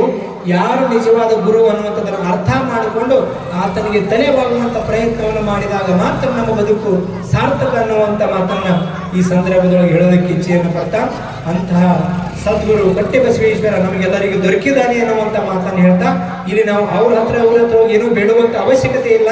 ಇಲ್ಲಿ ಬಂದು ಭಕ್ತಿಯಿಂದ ಒಂದಿಷ್ಟು ಸೇವೆಯನ್ನು ಮಾಡಬೇಕು. ಇಲ್ಲಿ ಕೇವಲ ಗದ್ದಿಗೆ ಒಳಗೆ ಹೋಗಿ ಅಭಿಷೇಕ ಮಾಡೋದು, ಪೂಜೆ ಮಾಡೋದು ಅಷ್ಟೇ ಶ್ರೇಷ್ಠ ಕೆಲಸ ಅಂತ ತಿಳ್ಕೊಳ್ಬಾರದು. ಇಲ್ಲಿ ಬಿದ್ದಿರುವಂತ ಒಂದು ಹುಲ್ಲು ಕಡ್ಡಿ, ಒಂದು ಚೀಟು, ಒಂದು ಕಸ, ಒಂದು ಕಡ್ಡಿಯನ್ನು ಎತ್ತಾಕಿದ್ರು ಸಹಿತ ಆತನಿಗೆ ಅಭಿಷೇಕ ಮಾಡಿಸಿದಾಗ ಎಷ್ಟು ಪುಣ್ಯ ದೊರಕುತ್ತೋ ಇಲ್ಲಿಯೂ ಸಹಿತ ಅಷ್ಟೇ ಪುಣ್ಯ ದೊರಕುತ್ತ ಅನ್ನುವಂಥದ್ದನ್ನ ನಾವು ಅರ್ಥ ಮಾಡ್ಕೊಂಡ್ವಿ ಅಂತಂದ್ರೆ ನಮ್ಮ ಜನ್ಮವು ಸಾರ್ಥಕ ಅನ್ನುವಂಥ ಮಾತನ್ನ ಈ ಸಂದರ್ಭದಲ್ಲಿ ಹೇಳ್ತಾ, ಒಟ್ಟಾರೆಯಾಗಿ ತಮಗೆಲ್ಲರಿಗೂ ಅಂತಹ ಆಶೀರ್ವಾದವನ್ನ ತಮಗ ಕಟ್ಟಬಸವೇಶ್ವರ ಅನುಗ್ರಹಿಸಲಿ ಎನ್ನುವಂಥ ಮಾತನ್ನು ಹೇಳಿ ನಮ್ಮ ಮಾತಿಗೆ ವಿರಾಮವನ್ನು ಕೊಡ್ತಾ ಇದ್ದೇವೆ. ತಮಗೆಲ್ಲರಿಗೂ ಶರಣಾರ್ಥಿಗಳು.